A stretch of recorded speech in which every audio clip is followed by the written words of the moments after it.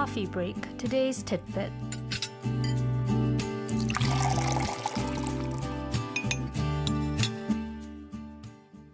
And it's time for our weekdays coffee break. Today's tidbit. Joining us in the studio, Angela. Angela, hello to you. Hi, SJ. Angela, a couple of things here. Yes.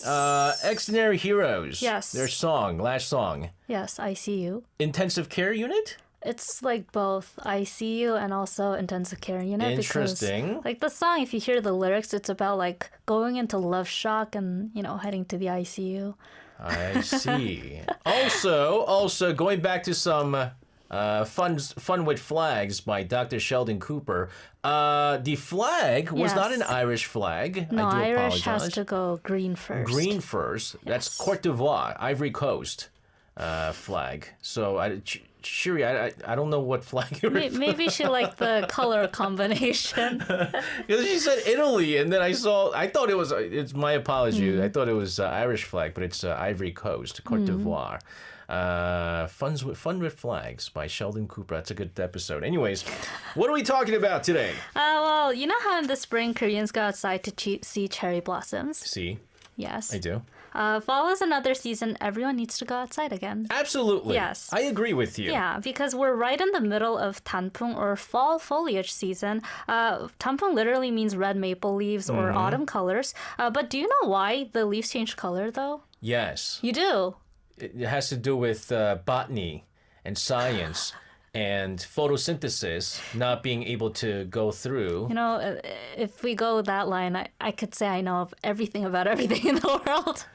No, but is that what it is? Isn't it like something to do with the colors and the chlorophylls? Oh, you do know. Yeah, there you go. Elementary biology, baby. Photosynthesis and chlorophylls. So basically the main player is, as you mentioned, chlorophyll, the green pigment that helps plants make food. And as temperatures drop and daylight shortens, chlorophyll breaks down. And that's when other pigments, which gives the yellows, oranges, reds, and purples, take over. Okay, again, I mean, it's like the basic biology lessons that you get when you're in elementary school, right? All these terminologies. It's still surprising you remember it.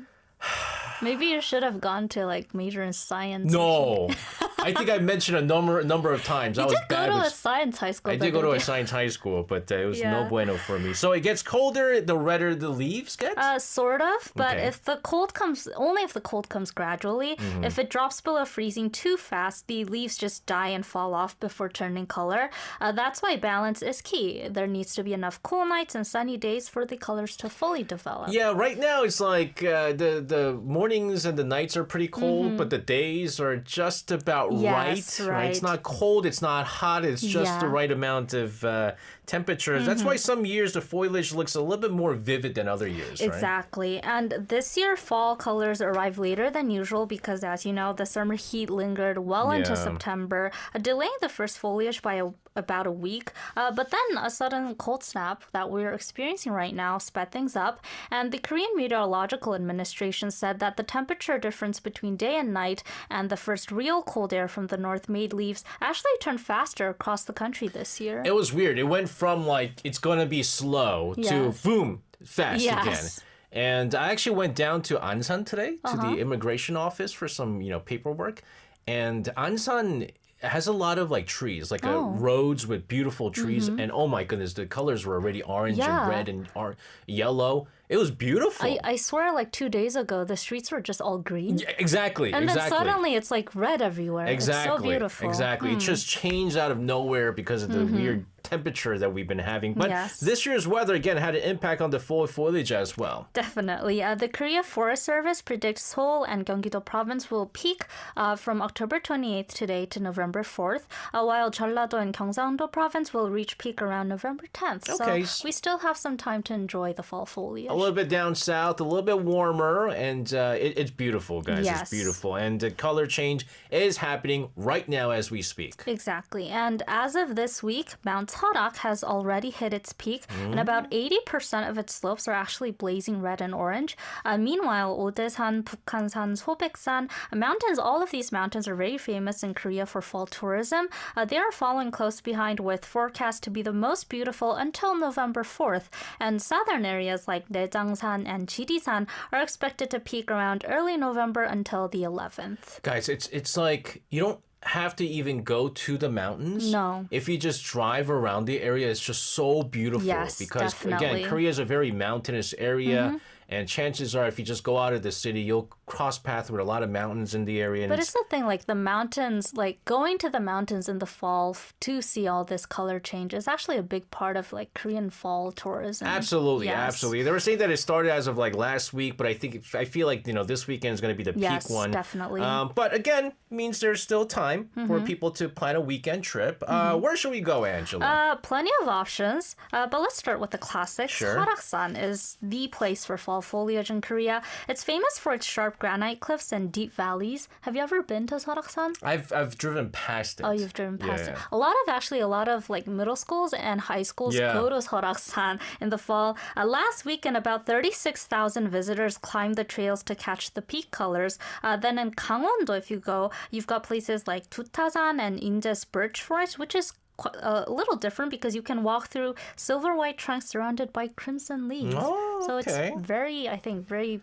like beautiful. Angela, it is Yes. beautiful. Yes. It almost sounds magical too. Yes. But let's face it, it is a bit far from the capital. Yes, if you prefer city views, as SJ mentioned, you can just, drive through the city. Yeah. But Seoul's also got plenty of places to actually see the leaves changing. Gyeongbokgung's Hangwonjeong Pavilion and Deoksugung Stonewall Road. Yes, yeah. both are very famous. They're classic go-to spots. But there are new spots as well. Guys, if you have like a girlfriend or a boyfriend, make sure you walk through the Stonewall Road. But don't hold hands. SJ, you're being mean. There's like this saying in Korea, like if you hold hands while walking underneath Deoksugung Stone Wall, you'll break up.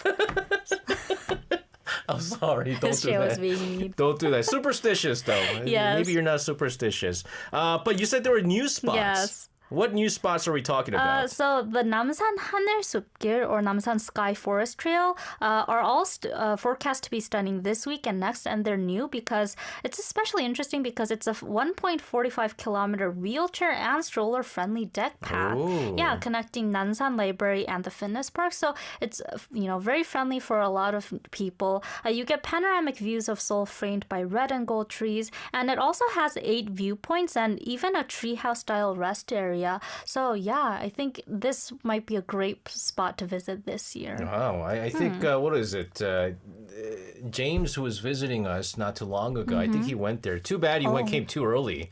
Didn't get He to see can come again next year. Well, if you're gonna come during the fall, James. Again, it is great that there are so many spots to visit without having to travel far. Yes, exactly. It's part of actually Seoul's efforts to make nature more accessible. Yeah. And if you prefer somewhere more quieter, Seoul Forest and Songpan-do are also great spots right now, as people usually bring blankets and take picnics there. But like I've noticed there's a trend. Koreans just don't go to see the foliage. Like they want to experience it, Yeah, right? they want to immerse themselves in Yeah. it. And that's what makes autumn in Korea so special. It's not just about sightseeing. It's also about participation. There are a lot of events happening. You can go hiking. You can, go around the palaces in Hanbok and still see the foliage. So, it's like an event, like how people make cherry blossoms an event. Absolutely. We're talking about fall foliage season here in Korea. It's beautiful. It's magical. We'll talk more about it. But first, this is day 6 with pouring 쏟아진다.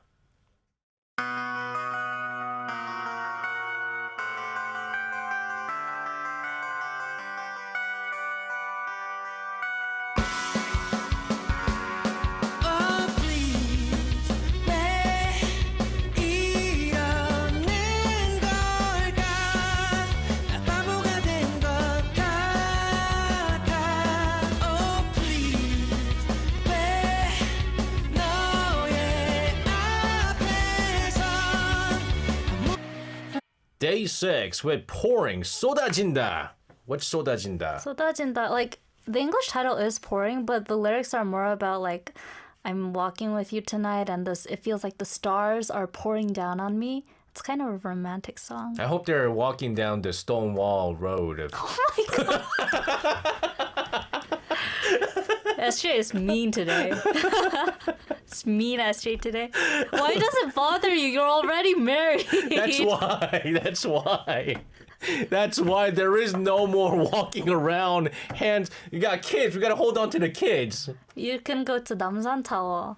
And do what? And it's stroller friendly, so you can go with your wife and see the foliage. No thanks. Oh, God. We've been talking about fall foliage here in Korea. It's beautiful, by the way. Yes. I keep saying this like I'm not exaggerating it. It really is very beautiful. Yeah. I love it. Me too. It's turning red, bright orange, yellow, and all these mix of colors, just absolutely majestic. And I mean, again, today's tip came in great timing for late travelers. What about other regions in Korea, though? Let's go south to Jeollado province. Sure. It's close to Seoul, so actually a lot of people go for a one-day trip.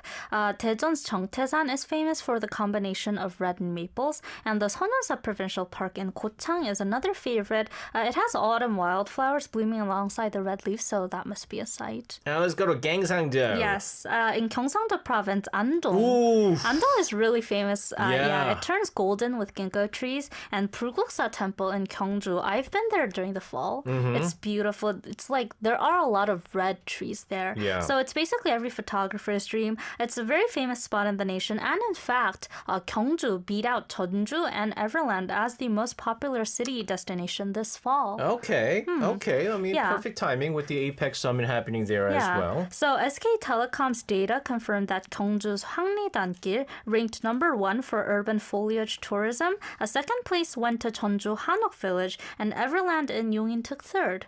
Have you been to any? I've been to Jeonju Hanok Village and Everland, but not during fall foliage season. Fall. No. Well, now you have another reason to visit. Oh, man. I'm always trying to make you go places. Oh, man. Yeah. And speaking of Yongin, Yes. Everland is actually running its Together in Fall event this week, where visitors can actually bring their dogs for a day out under the autumn trees. Doggos. I love Yes. dogs. Okay, this is cool. And I mean, pet-friendly options. Yes, exactly. It's actually part of a new trend in Korea, pet travel culture. We've actually mentioned it before. Yes. Everyone set up off-leash play zones, photo spots, even a pet challenge where owners get free snacks for following park rules. So I think it's great that, people can enjoy the fall weather with their pets. Would they also get a pedicure?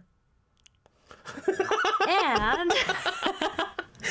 Wait, you always have to sneak in a worse 아재 gag than before every day. I don't know. The pedicure kind of, gave me ideas here. Other unique places to visit for the foliage season. Yes, even the Independence Hall in Cheonan opened its 단풍나무 숲길 or Maple Road of History for night viewing for the first time. They installed soft amber lights along the path so visitors can walk through red and gold trees at night, see the stars and the foliage all at once. What's night viewing like? Well, there are lights that you can see the trees, but also there are light installations all around the Independence Hall. Yeah. So the night trail runs every Friday to Sunday through November 9th. They say it's going to turn the maple forest into a glowing walkway of national symbol. So very patriotic. Absolutely. Yes. Let's go south, down south. Yes, of course. We can't leave out Busan and Jeju-do. In Busan, the Kumgang cable car is very famous. You haven't heard of it? No. I've tried it. It's very beautiful. I would not be going on a cable car. All right. You're afraid of heights. It's a unique view. You get to see the trees from above. Yes. And in Jeju-do, many tourists visit Jeju's 1100 highway for sheer beauty. You can drive through tunnels of maple trees, and around mid-November, the colors mix with volcanic rock. So I think that would be really surreal. It sounds like a perfect autumn, road trip. Yeah, it really is. And the leaves turn late there, around November 14th on Hallasan. So really, it's great for anyone who missed earlier peaks. Plus, Jeju University's Ginkgo Road is said to be a local favorite. So if you want to avoid the crowds, maybe you could go there. Can I recommend another really nice place to go to? Course. Namisam. Namisam, right. If you go to Namisam and then also the Chuncheon area, there is a very famous ginkgo tree, like super, super big, like ginormously big. Yeah. And then it turns golden yellow and it falls and it's like gold. Angelic. It's like Speaking of ginkgo trees, I also have a spot. 성균관. Oh, it's very famous. 성균관 명륜당 has a really huge ginkgo tree. So that's also really nice because, it's very well, maintained. Yeah. So yeah, you could also go there. Absolutely. And maybe less traffic too there to go there because like some of the like Namisan like to go like Chuncheon is packed with cars, guys. Going there is all right. Coming back is ridiculous. Yeah. But it is beautiful. Sometimes I like to say it's worth the traffic. Yeah. It's worth being stuck in traffic. Walk there with your loved ones. All the way to Chuncheon? No, the trails. Okay, the trails. Okay. Angela? Yes. Fantastic stuff. Thank you so much for this. Have a fantastic rest of your night. See you tomorrow. See you tomorrow. And sending her out of the studio, let's take a listen to a song from Jeokjae with Do You Want to Walk With Me? 나랑 같이 걸을래?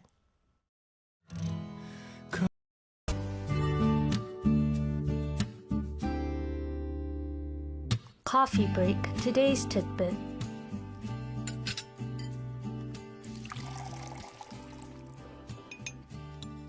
And it's time for our weekdays coffee break and today's tidbit. And joining us in the studio is Angela. Angela, hello to you. Hi, SJ. Angela? Yes. What are we talking about today? We're going straight in. Yeah, I was told that all the songs are long today. And so we don't have time. I see. So I was speeding through all the stuff today. So yeah, let's speed through it today.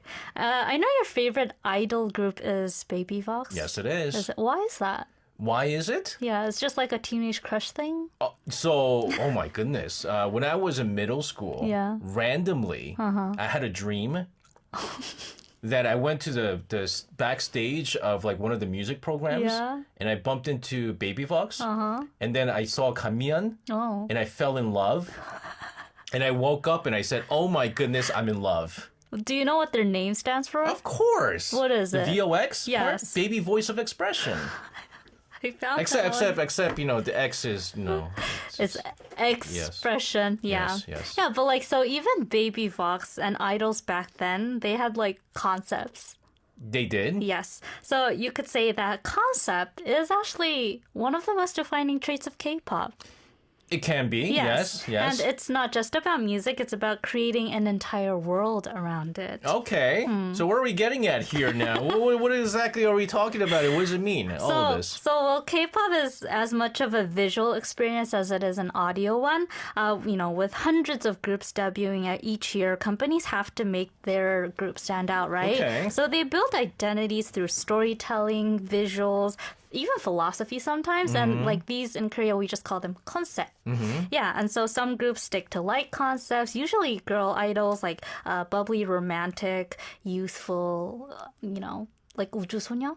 Yes, and so others go dark, like mysterious, powerful, or even supernatural. Baby Vox revolutionized the female idol groups. Did you know this? I did not. Back in the days, all the female groups, they were the cute, bubbly, that right? is and true. then Baby Vox came out with the sexy girl crush image for the very first true. time and changed everything. That's true. There. Was Pickle also... Pinker went very cutesy, and then Baby Vox went all killer, right, killer, and then on the fourth album, all of a sudden Pinker came out, get into my life, yeah, with the motorcycle stuff, and they're like, they went into the girl crush thing too. Yeah, so we're going to talk about idol concepts today. Very nice, very nice. So, like how fans have favorite genres of movies, right? To rom-coms, horror. If you're Irish, oh my goodness, horror. Fans have their favorite concepts. Exactly, and even if the concept isn't like totally unique, groups often have some special twist or background that makes them memorable. Are we going to talk about unique K-pop groups? Yes. Do you know some? Yes. Such as? Like Orange Caramel was very unique back in the days. That was a unit group. Yes, of after school. 4 minutes? No, after school. After school. Yeah. All right, let's do this. Okay, but since there are so many, I'm just going to mention a few today. So if your favorite isn't mentioned, don't be sad. But let's start with one of the most newest and surprising ones for me. There's this new boy group called Universe, which is spelled one verse but read as universe. I'm so glad you're going through this because we're gonna be listening to it. So I kid you not, I was gonna call them One Verse. Yeah, me too. I thought it was One Verse as well. What's their story? So they debuted this summer, and their name means each of our lives is a verse, but together we make a song. What makes them unique, though, is that their two oldest members, Hyuk and Seok, are North Korean defectors. Oh. Yes, they are the first ever to debut as K-pop I've idols. heard of them. Really? I didn't know it was Universe, but I've heard about the Young Universe. I've heard about the North Korean defectors being first K-pop idols. Okay, this is cool. Yeah, it really is. So Hyuk escaped North Korea in 2013, and actually he grew up as a 꽃제비, which is a child beggar in North Korea. Like Joe. Yeah, so he said he had never even heard of K-pop until he arrived in the South, and now he writes rap lyrics about survival and hope. And Seok, who defected later, actually listened to K-pop secretly back in North Korea. Wow. I got all of this from their interviews. Their journey is really remarkable. They literally crossed worlds to sing. That's pretty inspiring. Yeah. Guys, I mean, I've heard about them in like articles, and I didn't know they were Universe. It's inspiring. Any other groups that broke barriers like this? Yes, so you may have heard of this group. Another one is Big Ocean. Of course, we interviewed, I interviewed the CEO. Yes, right? exactly. So they debuted in April 2024, and they're Korea's first idol group made up of, hearing impaired members. Yeah. So I'm sure a lot of our listeners have seen them on television. Yes. But let's talk about how they perform. So that's actually quite fascinating. The group comprised of Jisuk, PJ, and Tanyeon uses AI voice technology to turn their vocal data into songs. Oh, wow. Yeah, and they perform choreography by following lights, flashes, and even vibration wristbands that act as metronomes. Again, I mean, I've worked with their CEO in the past. She's a former announcer, and I've done an event together, and it's just incredible what she's been able to do with this group, Big Ocean. And so it's technology meeting passion, basically. Exactly. And their debut song was a remake of H.O.T's Beat Light, symbolizing hope and positivity. So I think, their concept or their unique aspect is really, really stands out. What does H.O.T stand for? I have no idea. High Five of Teenagers.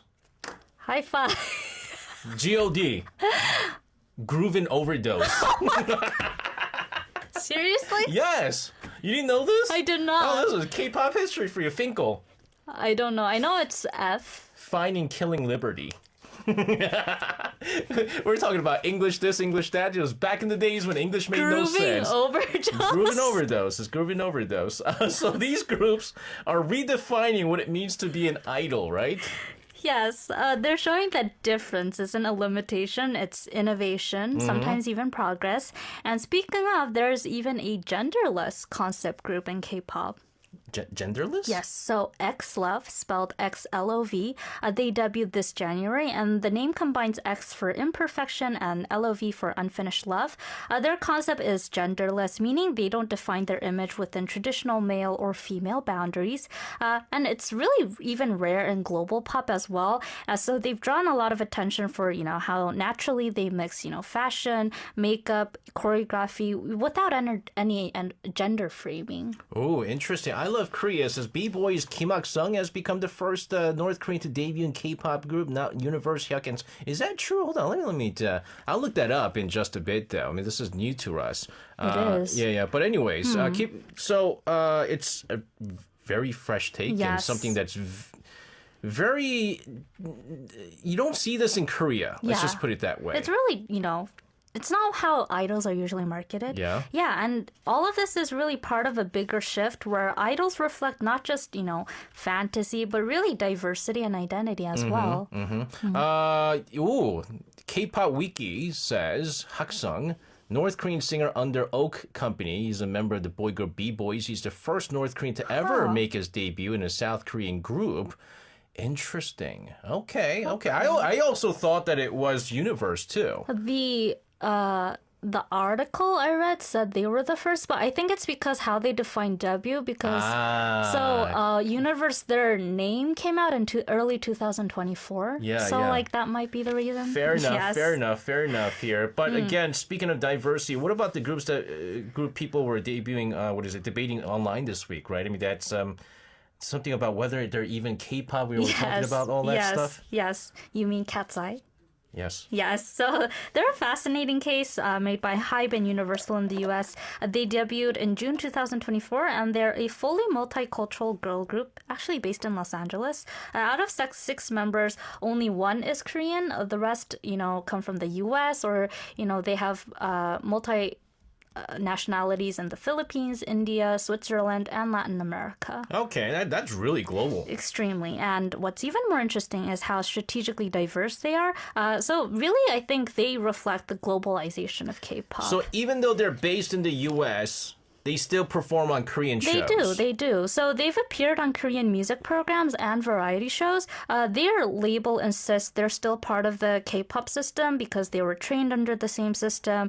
They sing in multiple languages, including Korean, and they use the same polished, performance structure you see in K-pop. So I think they are also a really unique K-pop group. There you have it. All right, we're going to continue to talk about this unique idol groups, a number of them we just talked about here. But first, we're going to take a listen to a song from Universe with Multiverse. That was Universe with Multiverse. Our producer outside going, you said the name wrong. It's one verse. It's okay. I felt the same way too. Thank goodness Angela is here. I felt the same way too. I was going to say one verse, and then Angela, of course, lectured us on how it's universe. And wouldn't it be fun if I was wrong? No, okay. I'm pretty sure you're right on this one. We've been talking about unique idol groups with unique concepts. We covered emotional, diverse, global. What about more fantasy-based concepts? I feel like groups like VIX. VIX is a big concept group. We're not going to mention them, though. No, but let's talk about some of them. So now we're stepping into the meta universe. Oh, geez, metaverse. That means SM Entertainment. Yeah. Have you ever heard of Kwangya? No. You haven't? No. So, yeah, Kwangya literally means wilderness in Korean, but in SM's world, it's a digital universe, part sci-fi, part myth. It's the setting of the SM culture universe, which fans actually call SMCU. And they actually have a shared storyline connecting groups like EXO, NCT, and aespa. Like MCU? Yes, yes. Okay. So pretty much. So in this world, aespa members have virtual avatars called S, and they travel between realms. The real world, the flat, and finally Kwangya. It really is like there's a whole storyline. The main character guiding them is Navisu, this digital goddess figure, and the whole thing blends AI, identity, and music. I'm telling you, the further we get into this, more you learn about this changes, the older I feel. So SM is really, taking the concept thing full on. No, they are. Yeah. And so aespa's early songs like Black Mamba and Savage take place inside this Kwangya world, actually. Later albums like My World step out into the real life, showing the group shift from digital personas to the human ones. And aespa's latest, more recent album, Armageddon, expanded the universe into a multiverse blending sci-fi and reality. So that's, all about aespa. That's everything aespa actually stands for, like the whole concept multiverse. Nyan says Super Junior refused to join Kwangya. Well, because they're old.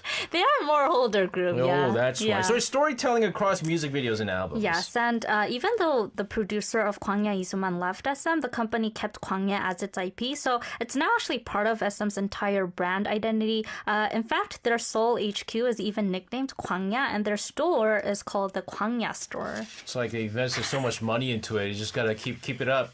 Yes, it shows commitment. It does, it does. Yes. So aespa has Kwangya. Who else in SM has an unusual concept? Well, I really say this group is the OG fantasy idol, EXO. Really? Yes. Why? So they literally debuted with the concept of having superpowers. You've never heard of this before. No. Okay, well, anyone my age will know. Really, they really propelled the whole concept thing in K-pop. When EXO debuted in 2012, each member had a unique elemental power. Like Kai could teleport, Baekhyun controlled lights, Suho controlled water. You're cringing right now. So their whole lore was that they came from a distant planet called Exoplanet and got separated into two mirror groups called EXO-K and EXO-M, and they're living in parallel worlds. You get the thing. The concept is very, very intricate. Oh my gosh. And they really propelled the whole concept thing, really, in K-pop.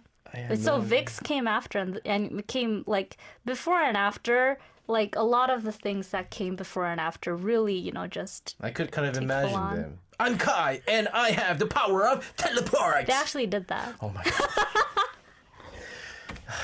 I don't know. They're definitely not grooving overdose. That's for sure. But again, wish we had more time. But this is interesting. Yes, definitely. When we talk about concepts, I mentioned the concept groups. Groups that are known for their concepts in our weekend shows in the past, and.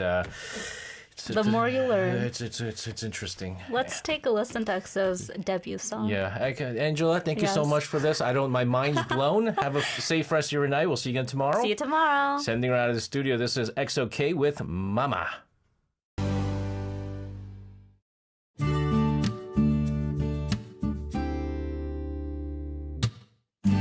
Coffee break. Today's tidbit.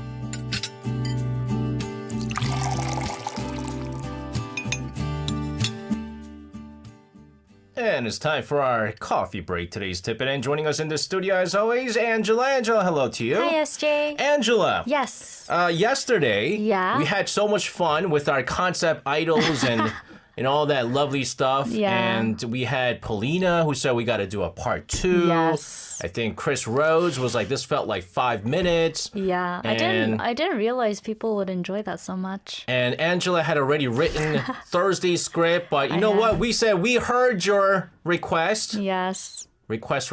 By the way, guys, if you haven't sent in your request, send it in now. We're still short. And we decided to go part 2. Yeah, we're doing a part 2 on concept idols. I appreciate that. I appreciate that stuff. I know you're a power J and you keep it with the schedule, but went a little off today. Good. That's fun. All right, let's do this. What are we going to do today for part 2? Well, since we ended off with EXO yesterday, yes, remember, we did. With their very intricate universe. Yes. Yeah. It's only fitting to start with another SM group. Okay. Red Velvet. Oh, okay. I like Red Velvet. Did you know they have like a cult concept and universe thing? I did not know, but if I remember what Chris Rhodes wrote yesterday, he said it was like there's the red and then the velvet or something like that? Exactly. So their name itself is the concept, really. Okay. Red stands for the bright, bold pop songs they sing, energetic songs like Happiness, Dum Dum, or Red Flavor, 빨간 맛. And velvet is their smooth or elegant side,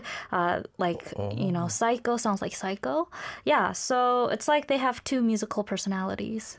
Okay. Did you know that Red Velvet is just chocolate with red flavoring?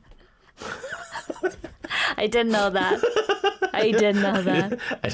I had to come up with something here. No, but I love Red Velvet songs. Yeah. It's good. And I did not know that it was divided to that. But exactly. I like both songs there. Yeah. Both kind of person. So it's like they have 2 musical personalities. Exactly. Okay. So their duality became their identity. They'd switch between playful pop and dark R&B inspired tracks. So with full visuals, choreography, storylines that match their image and the concept with each song. So yeah, they have a very diverse discography, I'd say. Okay, so they developed their own sort of color palette then. Yeah, well put. So their albums even reflect their name. Their second full album, Perfect Velvet, was a turning point. It blended, both sides, the red part, the velvet part seamlessly, which is why a lot of fans call it their masterpiece album. So songs like Feel My Rhythm perfectly mix both sides of Red Velvet, exactly. There's elegant classic sampling with powerful dance beats within the song, so it shows Red Velvet's concept very well. No, I remember, it's something about their songs. It's so catchy. What is that song, Ice Cream? Yeah. There's a song called Ice Cream, I think. Isn't that their debut song? Yeah, so I had a buddy who played for the NC Dinos, Eric Thames. Big burly guy, right? Was his opening entrance song. His song, I got him on my radio show. He goes, hey, can I request songs? And I was like, what song, man? Because we could play any songs back then from another radio. He goes, can I play Red Velvet Ice Cream? I was like, Red Velvet Ice Cream? He goes, oh man, I love that song, man. I can't get it out of my head. So they're good. Music is good. Yeah, it really is. It is. I know we talked about the SMCU yesterday. Do you remember it? Yes, because of course I remember that because I thought it was like Marvel, yes, MCU. But are they also tied into that SM culture universe you mentioned yesterday? You bet. So within that lore of the SM culture universe, Red Velvet are seen as transcendent beings who can connect with a higher power called Rev, that's spelled R-E-V-E, in the SMCU. They have a very intricate backstory. It's very abstract, actually, but, fans actually really love decoding the whole storyline, all the symbolism, how it connects with their songs and albums. And really, that's shows that, all of this decoding is a large part of the fandom culture, and that's where a lot of the fun lies in all these, concept idols. So I guess we can say that from what we learned yesterday and what we're learning today, it's very SM. It is. It is. SM is really known for building layered concepts, very, very complicated sometimes. Yes. But, pushing that aside a bit, you then have VIX. Yes. I know VIX is very conceptual. They don't have, intricate backstories or anything. It's very in your face. Yeah. And so they took the whole concept thing to an entirely different level. We mentioned them in passing yesterday, but honestly, I think they really do deserve a whole coffee break because their concepts are so powerful. It really changed the K-pop scene. Yeah, so every time on the weekends when I do like SJ Saturday Night Fever or SJ's Theme Park or something like that. I think like twice maybe VIX came out that I picked. And every time I picked a song, what I do is I go to YouTube, I watch the music video so that I could write about it, right? Exactly. And it's like, oh my goodness. It's really... And so VIX is the only group where I have to watch the music video and the live performance. Yes. Because the whole conceptual idea, I need to, you have to listen to the song, but you also have to appreciate the visuals, the music video, the makeup, even the lyrics. They're sort of like concept kings, exactly, right? Exactly. So VIX debuted in 2012 during, it was actually one of the most competitive K-pop years. While other groups kind of played it safe, they went all in on the, concept storytelling. Yep. Each comeback was basically a short film. They had vampires themes, cursed doll themes, cyborgs, later even Greek god themes. And, they were eventually named as conceptor in Korea, literally concept idols. There you go. I Love Korea says, yay, VIX being mentioned, the concept doll. Yes, exactly what it is. So many concepts, but what are some of the more iconic ones? Do you remember any since you played too, you saw their music videos? Oh my God. The one that I think I did was during around... like summer when we're talking about scary stories. Yeah. And I think it was with like vampires and stuff like that. Yes, I forget which one it was. On and On. Okay. Oh, yeah, there you go. 다칠 준비가 돼 있어, portraying vampires. Yeah. The whole onstage makeup really reflects that. They have like red eyeshadow and blood and fangs and everything. So, and then their songs Hide and 대단하다 너. Another really great title. Explore the duality of good and evil. Inspired by, of course, the literary classic Jekyll and Hyde. Yeah, I mean, they're concept dolls for a reason. And our producer is actually going on YouTube and playing the music video for On and On. 다칠 준비가 my 돼 있어. goodness. You saw the logos? That's Mazinga Z, no? No, it's actually like, I think it's part of their universe also. That's like the robots. It does look like the robots. Oh my goodness! Whoa! Yeah. They're alive? Oh, they are alive. They are alive. Dun dun dun. Oh. They're living again as vampires. They're dancing in the moon. Like gravity exists because it does exist. It's their own world. Yeah, but you see the makeup is it's very strong. You don't see it usually. It's not everyday makeup. So it's especially for this song, for this concept. And you can see how they took it to a whole another level. You know who would be a very good member of VIX? Who? Iris. Iris is always coming out with those kind of makeups, right? Her producer's outside right now. Yeah. She's like, she could be a VIX member. Very conceptual. I think she's like always like putting blood on her face and stuff, like she ate cherry pie. Yeah, and then there's also 저주 인형, voodoo doll. The music video was actually so graphic for this one. It involves like needles and stitching metaphors. So it was actually rated not suitable for minors. Not because it had like naughty stuff, but like scary because stuff. it had too much scary stuff. So, but it's still now considered one of K-pop's most artistically ambitious videos. And this is why they're called the concept dolls. Exactly. And later on, they experimented with an Eastern fantasy style in 도원경 or Shangri-La. Yeah, inspired by Taoist immortals.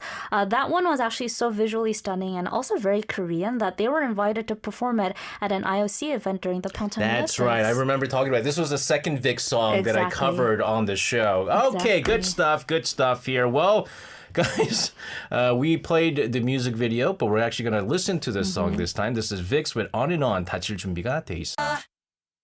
That was VIX with On and On, 다칠 준비가 돼 있어. Yo, concept and stuff. We got, oh man, Jenga. Really? So happy. Really? I just saw VIX video. We're talking about VIX, Hyde, Voodoo Doll, Spider, My Valentine, Chained Up. I've never seen so many hearts coming from Jenga. This is a little bit all the songs I mentioned. Scary. It's a little scary, Jenga. You're coming off like this. So after VIX and Red Velvet, who carried the concept torch next? That would be Tomorrow by 놀아줘. Together. Oh, okay. 놀아줘. Not 놀아줘? 놀아줘 isn't an idol. They're not an idol group. They're idol in my heart. Okay, well, Tomorrow by Together, or Tubatu for short, they're from Big Hit Entertainment, and they're known for weaving coming-of-age stories into each album. Yes. I did not know that. They have a world called The Star Seekers, frames every release as a chapter in one big narrative. This narrative is full of magic and, self-discovery. But in fact, actually, their concept universe is so intricate that some members even admitted that they have a hard time understanding it, like the SMCU. So, yeah. Tomorrow Together is like the worst group for me to read the songs. Yes. All of their titles are ridiculous. I remember, I think one of their first songs, it might be their debut song, something about like 뿌리 생겼다, like 머리 위에 뿌리 나타났네. I got a horn in my forehead or something like that. Yes. I was like, what in the world are you talking about? And why are you going on platform 9 3/4 like you're Harry Potter or something? It's all part of the concept thing. Okay. Yeah, all it's right. their thing. So you mentioned Runaway, 9화 4분의 3승강장에서 너를 기다려, is themed after Harry Potter. So another concept. But really long titles are a 투바투 trademark. So a few of them are like Devil by the Window, 자정의 창가에서 만난 악마의 목소리는 달콤했다. Which literally means the devil I met by the window at midnight, his voice was sweet. Deep down, 머리에 솟아난 뿔은 나의 왕관이었다.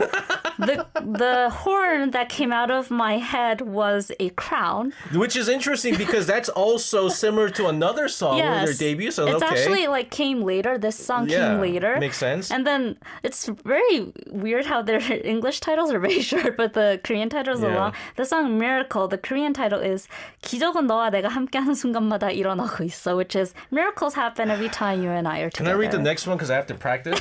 Yeah, sure. 5시 53분에 하늘에서 발견한 너와 나, Blue Hour. You have to translate it. Finding you and I at 5:53 in the sky. What? Under the sky of 5:53 p.m. Yeah.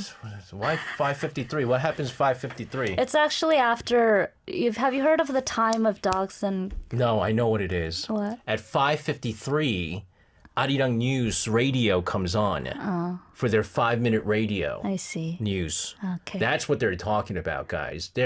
TXT is secretly fans of Arirang Radio News. This is entirely SJ's thoughts. It's not true or official, but yes, all of these are concepts for the group. Their lyrics reference literature and film, like The Little Prince, Peter Pan, even their music video. One of the music videos even homages Thelma and Louise. Harry Potter. Yes, so each album plays like a new episode of a fantasy drama about, growing up, about experiencing love and loss as well. So it's like tying youth and imagination all together. together. Exactly. So the song you mentioned, the early songs like 어느 날 머리에서 뿔이 자랐다, its crown, used horns as actually metaphors for growing pains of growing up. Yeah. Yeah, over time they matured into more darker, more introspective themes. But what makes Tubatu special is how their lore mirrors emotional growth. And, as they grow, as time passes, their world evolves as they do. So I know that because I remember a long time ago, I did like a breakdown on this song, 어느 날 머리에서 뿔이 자랐다. Really? And it's like a message to all the youth. Exactly. Like that's what they're doing. Exactly. And then I was like, 뿔이 자랐다, you might pimples, guys. When you're growing up, man, you got pimples coming out and it feels like a horn because it seems bigger than it really is. I am feeling like Eugene today. I realize what Eugene feels like today. Like every time she tries to make something meaningful or emotional, you come in and make it a joke. It's not a joke. It could be that. So now these concepts are less about superpowers, more about showing the emotional growth of the idols themselves. Yes, less about, idols with powers to control light. Yeah. It's more about the inner world. You could say they redefine the idol universe as something psychological instead of really supernatural just. Mm-hmm. And from that point, we have N-hyphen, who took the emotional concept theme further. No, N-hyphen. N-hyphen. I used to call it N-hyphen. I always thought I know. Actually, as I was saying it, I knew I'm saying it wrong, but I can't stop myself. Mispronounced because, come on, hyphen, right? Because we know hyphen, but it's N-hyphen. Yes. I caught that this year, actually last week. No, whenever it's in Korean, I say N-hyphen. But whenever it's in English, I want to say hyphen. Yes. English. Anyways, N-hyphen's entire debut concert revolves around vampires again. And later on, they even collaborated with a theme park in Korea called Dark Moon with N-hyphen in L World. Oh. So it's a perfect example of how K-pop storytelling and, these concepts become transmedia.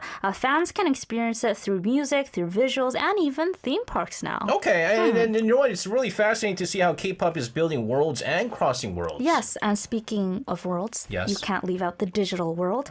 The most futuristic take on idol concepts might be Plave. Yes, Plebe. Yes, we've talked about them before. They debuted in 2023 as a virtual idol group. They also have an intricate concept where their world is set in a digital realm called Kaelum, and they communicate with fans through portals to Earth. And they even have their own alphabet called a Sturm language, which fans can decode.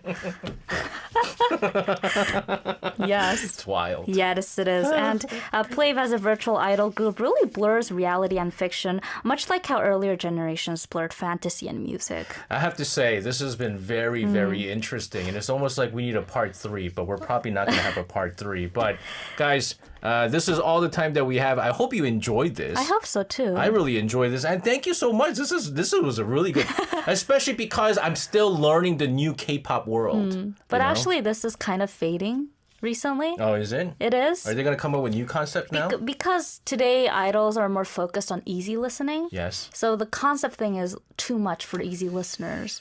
But it's changing. So yeah, it shows how an era is starting to pass. They're starting to feel, they understand how I feel. It's a little too much. Angela, great stuff here. Yes. Thank you so much for this, and thank you for part 2. Have a fantastic rest of your night. We'll see you again tomorrow. See you tomorrow. And sending her out of the studio, let's take a listen to a song from Tomorrow by Together with Blue Hour, 5시 53분에 하늘에서 발견한 너와 나.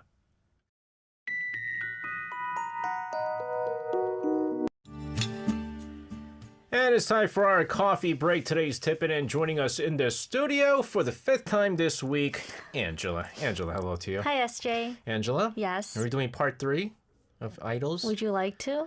Well, it got so popular.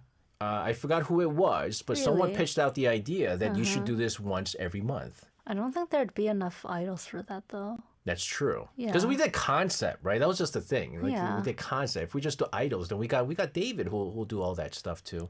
But we had fun though. Yes, we did. We had fun. That's what I wanted to mention. So is today's tidbit as fun as the past 2 days. Hopefully. All right. What is our tidbit today? Well, we all know that the Apex Summit is being held in Gyeongju right now. Why? I'm just kidding. Why? I like it. It's a special moment. Yes. It's a special event. Yeah, and I thought, like, what better time to explore, how this 1,000-year-old city has become the center of global attention again. Oh, were we talking about Gyeongju? Yes. Okay, that's different. I thought we were going to talk about the Apex Summit and this stuff isn't like that. Korea now. That's what I'm saying. Although sometimes I slip that in there time to time now. Again, if you've been following the news, world leaders, global CEOs, even K-pop concert was Yes. GD came out.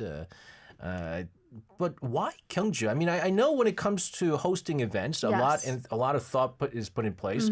Was it like 20 years ago? It was in Busan. Yes. It's Gyeongju this time. Why Gyeongju? So Gyeongju isn't a megacity like Seoul or Busan, but that's actually what makes it kind of perfect. It represents the roots of Korean civilization. Gyeongju from 57 BC to 935 AD was the capital of the Silla Kingdom. So it has over 1,000 years of history. People call it the museum without walls because every corner has something ancient, from pagodas, tombs, palaces, even stone observatories. Yeah, and it's actually pretty remarkable how long they've been preserved for. Yes, exactly. So the Gyeongju historic areas, including Bulguksa Temple, Seokguram Grotto, and the Royal Tombs, are all UNESCO World Heritage Sites. And Bulguksa's 2 stone pagodas and Seokguram's Buddha statue are masterpieces of 8th century art. I actually really like visiting Gyeongju to see these. And they show the peak of Silla architecture and Buddhist philosophy. So really, it's a great place to visit, not just for tourism, but because it holds so much meaning and so much history. Absolutely. And now that ancient capital is hosting again a very modern international summit. So it's very symbolic in many ways. Yeah, very much. So it ties Apex theme of inclusive growth to Gyeongju's legacy of really harmony. Holding the summit here also spreads attention beyond Seoul. So it's about balanced development and also cultural diplomacy as well. Yeah, and another thing that we've been trying to do is get a lot of our overseas tourists to visit outside of Seoul. I mean, Seoul is obviously great to visit, but there are so many hidden gems. There's a lot of great places outside of Seoul, and Gyeongju is one of those places too. So how is the city transforming for APEC though? So the scale is, as you would imagine, huge. Over 21 member economies, about 20,000 delegates, officials, journalists are all visiting. So the Gyeongju Art Center has become the event's main hub. New exhibition halls are there, showcasing Korea's innovation. Even global companies like Samsung, LG, Google, Meta, SK all set up interactive booths during the CEO Summit at the Gyeongju Arts Center as well. So it's not just about diplomacy, it's also a showcase of technology and culture. Yes, exactly. And inside you have cutting-edge semiconductors and hydrogen cars all on display. Outside, it's all, K culture and tradition. Nice. So normal visitors can try Korean street food, play yunori, or even rent hanbok to walk through the royal tombs. The parking lots were full of food trucks selling tteokbokki and hotdog. So really, it's just a big event. It's good. Right now, the weather is pretty good for hotdog right now. It is. It's getting pretty cold. And 길떡볶이. Something about eating from the street makes it so much better. Yeah. Ah, man. What about tourism? Like, are they doing anything special for visitors? Absolutely. So the Korea Tourism Organization completely revamped the city for accessibility. They introduced unified mobile payment systems with QR and NFC, released an English, Japanese, Chinese info map of 124 restaurants and cafes, and also launched a Gyeongbuk tour pass for foreigners only.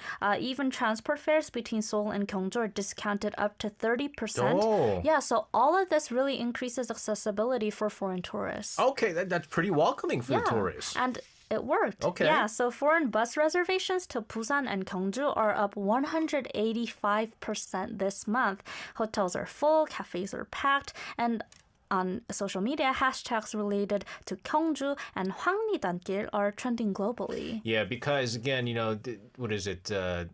Riding the buses and going on to the rest stops, that's all part of the experience in Korea too. So I'm glad they're taking the bus. And I think it was 2 days ago, there was also a special KTX from Seoul to Gyeongju. Like that just went through the famous sites near and around Gyeongju. Oh, wow. Yeah, so that was also really special. You mentioned Hwangnidankil. Yes. I think you mentioned this a few times in our tidbits. In the fall foliage.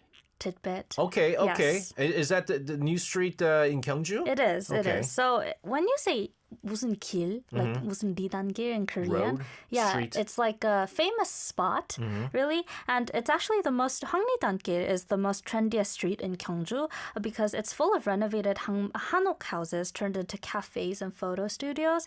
You'll see tourists sipping coffee under, traditional Korean houses or roofs, or you can even buy like ceramics hand painted by local artisans. So it's really a cultural hub in Gyeongju. The cool thing I saw, this wasn't in Gyeongju, it was like Jeonju. The cafe, what they had is instead of like typical coffee mugs, they had like the ceramic shaped ones, like jars, like moon jars or like tanjis, and then they used it as a cup. I thought it was pretty cool. That is cute. Is there a way to find out about all of this easily? Definitely. So if you're visiting Gyeongju or will be, during APEC Week, Naver launched a multilingual feature on Naver Map called Be Local Week. So this spotlights 30 local stores around Hwangnidankil and also provides 3D views of heritage sites in Gyeongju like Cheomseongdae and Daereungwon.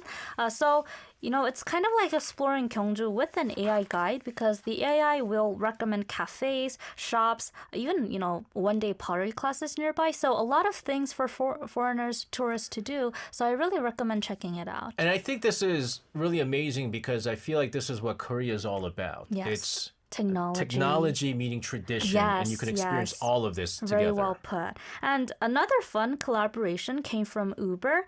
They're running free Uber 인력거 or rickshaw tours through Gyeongju's Cheomseongdae, Daereungwon, and Hwangnidankil, the most famous spots in Gyeongju until November 2nd.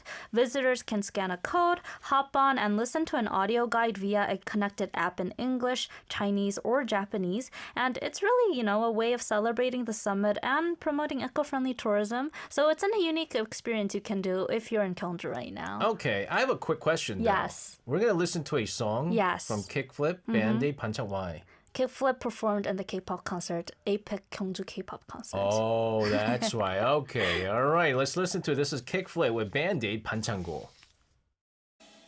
Was Kickflip with 반창고 or Band-Aid? Yes. We have Hida over in Seattle who says, I worked and lived for 2 years in Gyeongju 20 years ago. I have so many good memories. My favorite club was Psycho. Club? Is that club still there? In Gyeongju? Okay. There's a club in Gyeongju? I want to go now. Okay. You think I'm going to... do you think if we go, we might be able to pass the guards? Is there one of those clubs? Or is it still around? Our producer says, oh, there's no... Who's that? Oh, Heart Attack Pina. How's she know? How's she know? Are you a clubber? 우리 가요 탑 10 가실래요? You want to go to 가요 탑 10 together? Let's go. Oh, she's from Gyeongju. Oh, I did not know that. Well, Gyeongju is one of my favorite places to visit because it's near Daegu. Oh, didn't I tell you my in-laws? They're from Daegu. Oh, yeah. And they went to honeymoon to Gyeongju? That happened a lot in the past. 30-minute bus ride to their honeymoon. It's actually, I think, an hour and a half, but... Oh, is it an hour and a half? Yeah. Oh, but it's close. It's close. Oh, her mom is 고향. Her hometown is Gyeongju. Okay. I mean, we could still go clubbing. I mean, the reason we're talking about this is because we're talking about Gyeongju. That's right. Yes. Gyeongju APEC Summit is happening. Yes. The CEO Summit, all of that stuff.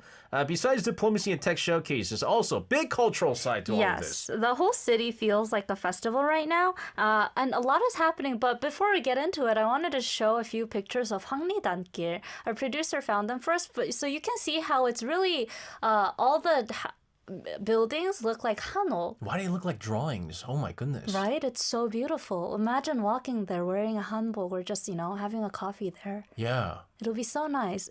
There's a reason it's so popular and a lot of tourists visit there. You know what they should have done? What? Hwangnidankil. You know what they should have done? What? They should have wrote Jensen Hwangnidankil. I knew you were gonna Yeah, because Jensen Hwang is here. It'd be like Jensen Hwangnidankil. No. Welcome. Why? Because Hwangnidankil is for Gyeongju. Yeah, but then he could be a Gyeongju Hwangshi now afterwards. Get some money in for the NVIDIA money. Yes, and besides Hwangnidankil, Major art and media events have opened across Gyeongju to coincide with APEC. For example, the Uyang Art Museum is hosting a special Baeknamjun exhibition until November 30th. Okay, we have a very special Baeknamjun art piece at the lobby of Arirang. Yeah, I've heard. So, big fan of Namjoon Baek, right? Namjoon Baek, the video art pioneer. That's right. The exhibition focuses on his late 80s to 90s period, with pieces being shown in Korea for the first time. Yeah. Again, it's all about the fusion of technology and tradition, which APEC is about, and a perfect reflection of APEC's theme. Brilliant timing, really. Yeah. And then there's also the Sorga Art Museum at the Expo Park.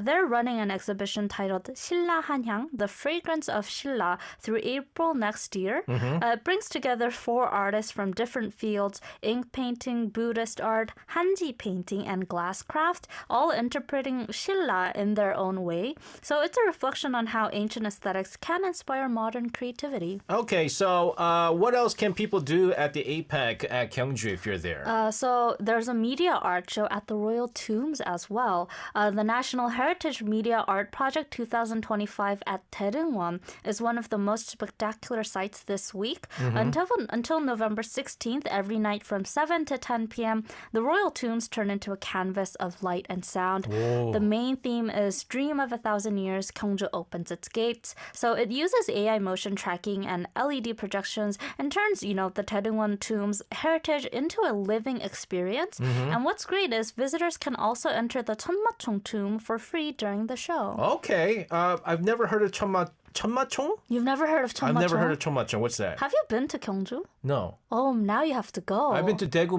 many times, but never Gyeongju. Next time, please go to Gyeongju. I might have to. Yeah. Because there's a new club that opened up in God. Gyeongju, apparently. I might have to go to Gyeongju now. But okay, tell us what But Cheonmachong also is. visit the Cheonmachong because it literally means sky horse tomb. It's a tomb located inside the Daereungwon. The name of the tomb derives from a famous painting of a white horse, which is depicted on a birch bark saddle flap. The horse, a cheonma or Korean flying horse, has 8 legs and is depicted with wings on its feet. So it's different from the Western version of a winged horse. The Cheonmachong also has one of the most valuable gold crowns of Shilla. So if you go into Gyeongju, you definitely have to visit it. I never thought of Gyeongju as this way, but the whole city is basically one big open-air gallery. It is. And even the Gyeongju National Museum has joined in all this. Speaking of gold crowns, after APEC events are over, they will hold a special exhibit titled Shilla 금관 권력과 위신, the Shilla Gold Crown Power and Prestige. You know the gold crown? The one that Mr. Trump got? Yes, it draws global attention because during the recent Korea-U.S. summit, President Lee Jae-myung gifted a replica of that crown to President Trump, which I think a lot of people now know. So now everyone wants to see the real thing. So go to Gyeongju and see the real thing. It's perfect because Mr. President Lee gave me a crown, and clearly he thinks I'm a king, and it's true, I'm a king. Yes. And that kind of soft power is priceless. Yes, it extends even to architecture as well. There's this new wooden pavilion inside the museum called 천년 미소관, again named after a famous Shilla artifact found in Gyeongju.